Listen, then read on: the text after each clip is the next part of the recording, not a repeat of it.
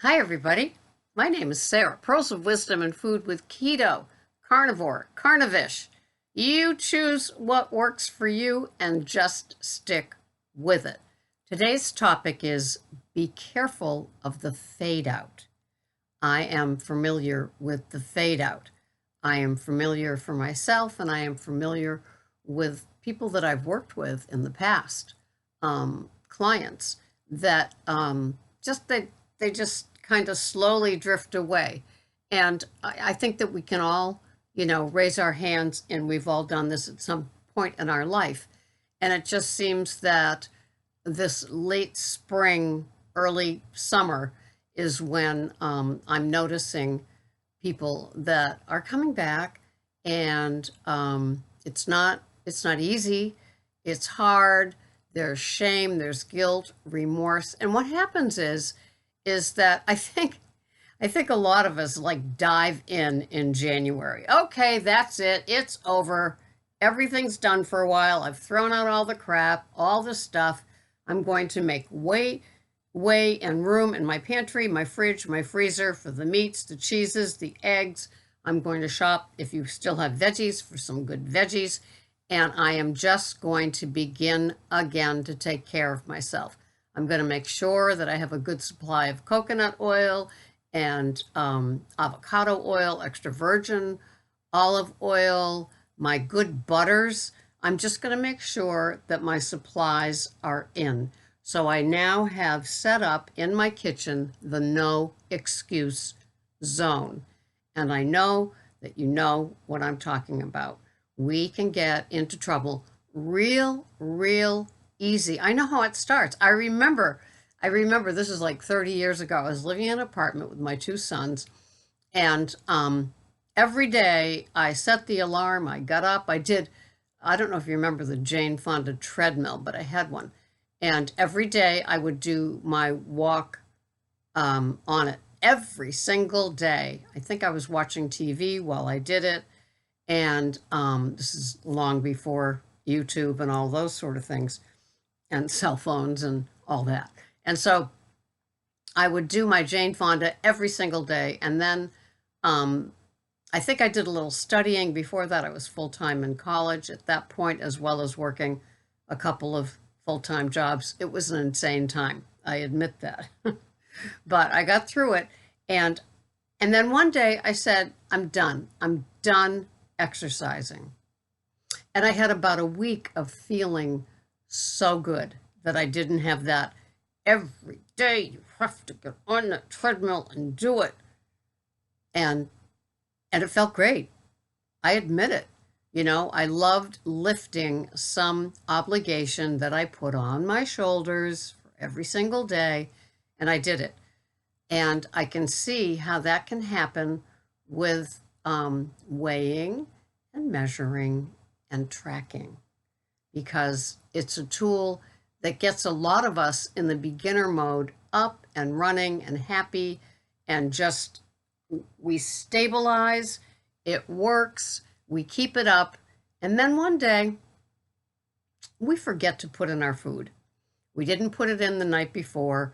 We didn't plan what we were going to have. The fridge is looking a little you can see the back of the fridge, so you know that you don't have a lot of food on hand, and it just happens.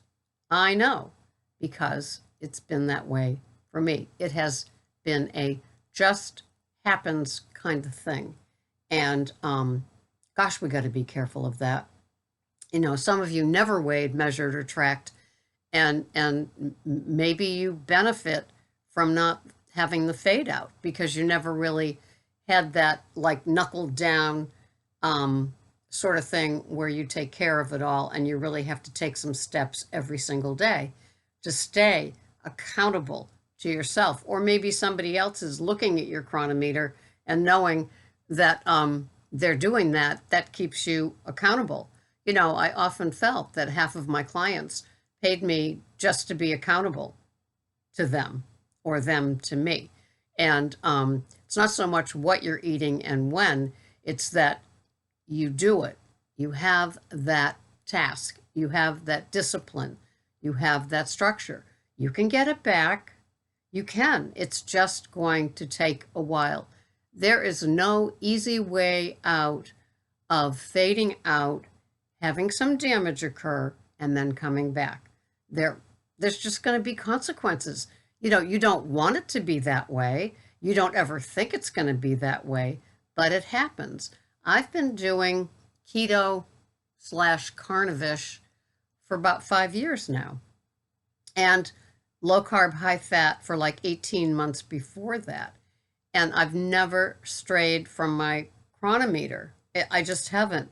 It's just been a constant. And I say often here on my videos that sometimes it's just really a menu planner, because I know what I'm having. I know what it ends up, weighing and looking like on the plate and all those sort of things. Why wouldn't it, after doing the same for like 5 years? Just the veggies kind of go that way. But yes, I put in the chronometer. Like, I bought a pot roast yesterday at Market Basket that I'm going to be cooking in the crock pot, and that's going to be like Monday's dinner. I know that. And so I can put that in. Sometimes I just use the regular calendar on the wall, but oftentimes I put in the chronometer, the pot roast, and then I know I'm having it. And then Tuesday could be pork chops, and then I know I'm having it. Wednesday could be steak, and I know I'm having it. And so those are the things that I build on. And for me, it's fail safe. For me, it's safety. It works. I don't get into trouble. It's not a scary place, because I'm not fading out. And I don't know, where it is in your everyday life of handling your foods, handling weight loss if you're still in that mode, and just handling life in general, where you are with the fade out. But I think that the fortunate ones, the lucky ones, are the ones that take care of their business kind of with the day before, knowing, going to bed, putting your head on the pillow, you've had a nice abstinent day. You didn't stray from what was on your tracker. You didn't stray from, your exercise program, whatever it is. The house kind of looks good. You kind of look good. Things are taken care of. You're not waking up having to catch your tail. That's an awful place to be. Catch up. You got to, for me, I have to stay ahead. My structure and my contentment are based on staying ahead of my game. And some people think too much work, can't get into it. You really spend way too much time thinking about it, worrying about it, planning, tracking, measuring, blah, blah, blah, blah, blah. I can't do it your way. Okay, if you can't and it works for you, that's good. This is more to the people that had it, kept it, were doing it, and then suddenly, poof, it went away. And it's like, you look back and you say, how did that happen? I know if I didn't track for 2 days, it would just take 2 days to just fall out of that habit. I will never forget my Jane Fonda treadmill experience. I just stopped. I never looked back. I didn't switch in something different, like walking outside or maybe dealing with weights. None of that. I just stopped. Bam. And I have that healthy concern, not fear, but concern, that I could do the same thing with tracking, weighing, and measuring. I could take those off the list and just say, I got this. I've been doing it for 5 years. I got it.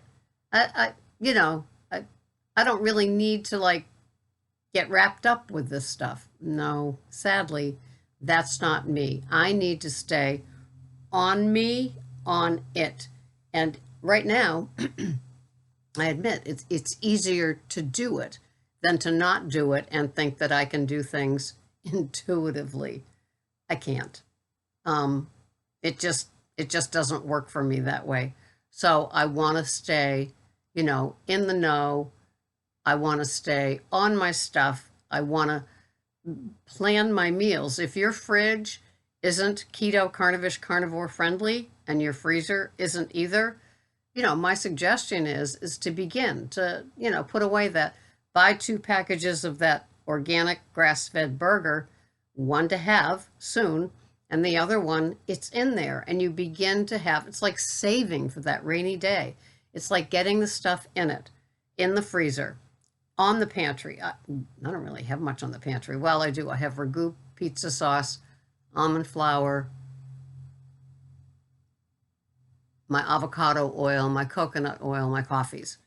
And the rest is pretty much freezer. I have the Keto, Kitu, non-dairy coffee creamer, or Califia Better Half, which is on sale this week.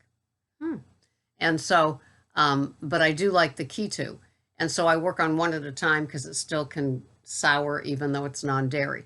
So I work on one container at a time. I like all the 3 flavors of the Keto: vanilla, hazelnut, and unsweetened original. But I've got them. I'm not putting myself in a precarious place, because I just know that my little rhythm depends on not just planning what I'm having, but having what I'm planning, if you follow me. It just works. Yes, it's all new habits and everything else. And yes, sometimes, people make sure that they know that I'm lucky that I have that structure part about me, and that discipline part about me, that I'm not, diving in with my fork to somebody else's plate to have a taste. I'm not, getting thrown by being at somebody else's house or at a lunch or at a dinner, and nothing really is like there that could be satiating for me and puts me in a dangerous place. I don't really have those things. Greg and I eat at home. We have 1 meal a day. It's abundant, it's satiating, and it's planned. And so I don't know how to get you from messy to that structured place. If you've had it, if you've been on the beam, you know how good that feels.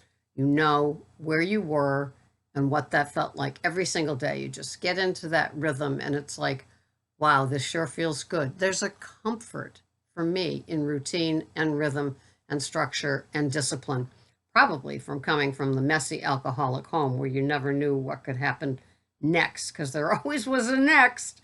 That wasn't a loving, caring home. It was like a fly by the seat of your pants and a lot of dangerous drinking, not caring about anything. So maybe I'm, way over here with the pendulum and with the structure and the discipline and everything else, because it's my home, and I can take care of the unit of the home, and also my own routine. It's very, very important for me. It's very stabilizing, physically, of course, with the foods, and then mentally with the safety and the just, it's okay. This is how it goes. So I hope this has helped some of you get back. If you've been fading, come back. I remember there was a great keto woman on last year, and she said, well, I'm going to be going silent for a while because it's gardening season and I get real busy. And she didn't come back when it wasn't gardening season. And, I just know how that happens. So I'm just a cautionary tale. Be careful. Stick close. In AA, they call it sticking in the middle of the pack, so you don't get picked off. You're in our keto community, our carnivish community, our carnivore community. You're staying safe. You're surrounded. You're not really answering to people, because like the interview that I did yesterday, she said, how forward I look to this, because you have conversations with other people, so you're out there in the community. And I'm like watching that. So I looked forward to the interview, and I get that, so some of us are in as much as we can be, but we don't have our own channel, and we're not talking to a lot of people, because you're not, seeing keto there and carnivore there as you walk down your grocery aisle to stock up on your food. So take care of yourself. If you've done this before, you know what works. You just have to, settle in, put your butt in the sand, settle in, put your feet there, and just plug in and do it. There's, sadly, there's no other way. So I hope this has helped.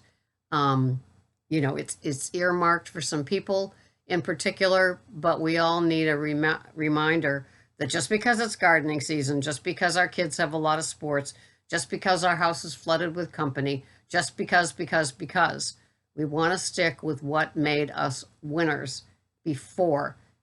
Grab it back, not lose it. Keep the collateral damage to a minimum. I love all of you, and it's important to me that you take care. If you were, just a little caveat, if you were a client of mine before and you need to come back, that's fine. I'm just not taking new people. So contact me at my email address below. I love you all. Thank you so much. Bye-bye for now.